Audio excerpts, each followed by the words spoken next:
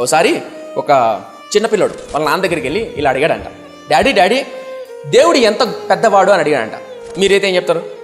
మీ కొడుకు నీ దగ్గరికి వచ్చి మమ్మీ దేవుడు ఎంత ఉంటాడు మమ్మీ అని అడిగితే ఏం చెప్తారు? సరే, ఆ తండ్రి ఏం చేశాడంటే ఆకాశం వైపు తలెత్తాడంట. ఒరే ఆకాశం వైపు చూడరా అన్నాడు. చూసాడు. చూసిన తర్వాత ఆకాశంలో ఏం పోతుందిరా అన్నాడంట. విమానం పోతుంది అనమాట.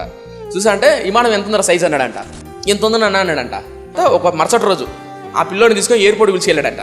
పిలిచికెళ్ళిన తర్వాత ఎయిర్పోర్ట్ దగ్గర కూర్చోబెట్టి, అంటే ఎయిర్పోర్ట్ లోపల పోయిన తర్వాత ఇప్పుడు ఎంత ఉందరా విమానం అన్నాడంట. చాలా పెద్దగా ఉంది డాడీ, దాని టైర్ ఉంటుంది సరే, ఆ టైర్లో సాంగ్ కూడా ఉండవు మనం, అంత ఉంటుంది. పైన చూసి ఇంత ఉంటుంది, అది కిందికి వచ్చి చూసి అంత ఉంటుంది. అప్పుడు తండ్రి కొడుకు చెప్పాడంట, ఏమనంటే నాయనా దేవుని గురించి తెలుసుకోవాలంటే, దేవుని యొక్క గొప్పతనం, ఔన్నత, దేవుని ఎంత పెద్దవాడో తెలుసుకోవాలంటే దగ్గరికి వెళ్ళు. ఎవరి దగ్గరికి? దేవుని దగ్గరికి. అంటే దేవుని దగ్గరికి ఎట్లా వెళ్ళాలన్నా పీక్ కోసుకోమని కాదు. దేవుని దగ్గరికి వెళ్ళమంటే ఈ వాక్యాన్ని, ఈ జీవం కలిగిన వాక్యాన్ని, దేవునితో గడపడం. నువ్వు ప్రార్థన చేస్తుంటే, చరిత్ర చదువుతుంటే, చరిత్ర పుటల్లో దేవుడు చేసిన గొప్ప కార్యాలు, రాజులను రాజ్యాలను సైతం వణికించిన దేవుని గొప్పతనం మీకు అర్థమవుతుంది. అలా అర్థమైనప్పుడు, దేవుడు ఎంత గొప్పవాడు అర్థమైనప్పుడు, నా చిన్న ప్రాబ్లం ఎంత